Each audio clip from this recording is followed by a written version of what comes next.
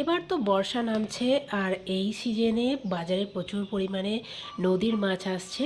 তো আজকে বাজার থেকে আমি কিন্তু একদম টাটকা তাজা ভোলা মাছ নিয়ে চলে এসেছি, আর কিছুটা পরিমাণে চিংড়ি মাছও এনেছি। তো আজকে তোমাদের সাথে আমি শেয়ার করব একদম গ্রাম বাংলার জনপ্রিয় ভোলা মাছের একদম কষা কষা ঝালের রেসিপি। তো হ্যালো বন্ধুরা, সবাই কেমন আছো? আশা করছি সবাই খুব ভালো আছো। তো টুম্পাস ক্রিয়েটিভিটি চ্যানেলে তোমাদের সবাইকে অনেক অনেক স্বাগত। তো চলো, তার জন্য ভোলা মাছগুলোকে কিন্তু আমি বেশ ভালো করে কেটে ধুয়ে পরিষ্কার করে নিয়েছি আগে থেকে।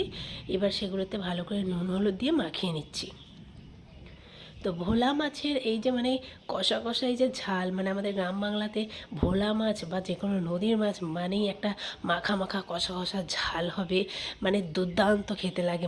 এটা দিয়ে এক থালা ভাত যদি না খেতে পারলাম কি আর বলো।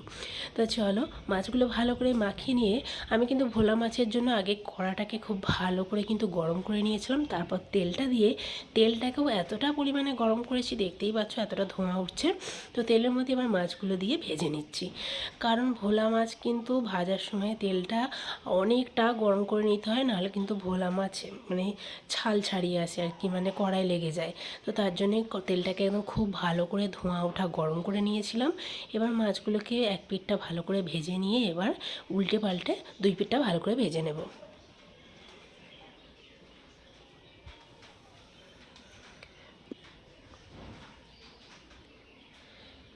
তো চলো, মাছগুলো আমি ভেজে নিয়েছি, আরও কয়েকটা মাছ রয়েছে, সবগুলোকেই একইভাবে এবার আমি ভেজে নেব।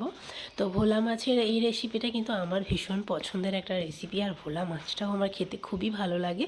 তো তোমাদের কেমন লাগে অবশ্যই কিন্তু আমাকে কমেন্টে জানিও। আর নদীর আর কোন কোন মাছ তোমরা পছন্দ করো আর কোন কোন রেসিপিও তোমরা দেখতে চাইছো অবশ্যই কিন্তু আমাকে কমেন্টে জানিও। তো যাই হোক, মাছের যেটুখানি তেল ছিল তার মধ্যে ফোড়নে দিলাম দুটো ছোটো ছোটো তেজপাতা, চারটে কাঁচা লঙ্কা চিড়ে নিয়েছিলাম, আর দিয়েছি সামান্য একটু পাঁচ ফোড়ন। তো তেলটা যেহেতু খুবই কম ছিল তাই জন্য আরেকটু তেল অ্যাড করে দিয়েছি। এবার দিচ্ছি পেঁয়াজ কুচি।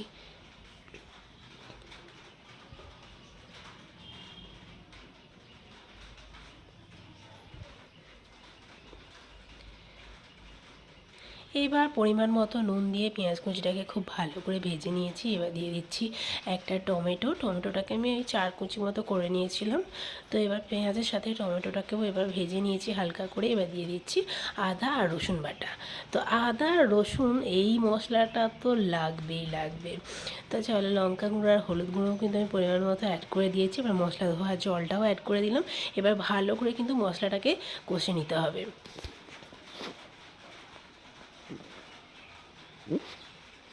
তো ভোলা মাছের এই রেসিপিটা পাতে থাকলে মাংস কোথায় লাগে, এত দুর্দান্ত টেস্টি হয়। তো চলো, মশলাটা কিন্তু খুব ভালো করেই কষে নিয়েছি, দেখতেই পাচ্ছ। সামান্য একটু জল দিয়ে আরও কিছুক্ষণ ধরে কষিয়ে নেবো, তবেই কিন্তু ভোলা মাছের টেস্টটাও খুব ভালো আসবে।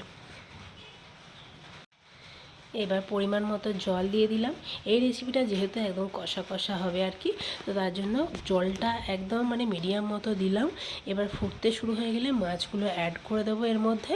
দিলে কিন্তু মাছটাতে অনেকটাই ঝোল টেনে নেবে, আর একদম রেসিপিটা একদম মাখা মাখা মতো হয়ে যাবে।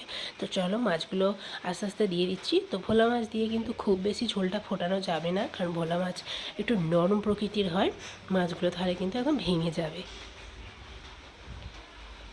এবার উপর থেকে সামান্য একটু ধনেপাতা কুচি ছড়িয়ে দিচ্ছি, আর সামান্য একটু গরম মশলার গুঁড়ো ছড়িয়ে দিলেই কিন্তু এই ভোলা মাছের সহজ সরল আর দুর্দান্ত টেস্টি রেসিপি আমার একেবারে কমপ্লিট হয়ে যাবে। দেখতেই পাচ্ছ, মাছগুলো দিতে না দিতেই কিন্তু ঝোলটা অনেকটা কমে এসেছে, আর খেতেও কিন্তু দুর্দান্ত। তো উপর থেকে কয়েকটা আমি কাঁচা লঙ্কা অ্যাড করে দিচ্ছি। এই কাঁচা লঙ্কাগুলো ঝোলের মধ্যে ফুটে বেশ নরম নরম হয়ে থাকে, আর যারা ঝাল খেতে পছন্দ করে এই কাঁচা লঙ্কাগুলো ভাতের সাথে মাখালে যা খেতে লাগে না। তো চলো, রেসিপিটা আমার কমপ্লিট। তোমাদের কেমন লাগলো অবশ্যই কমেন্টে জানিও। টাটা।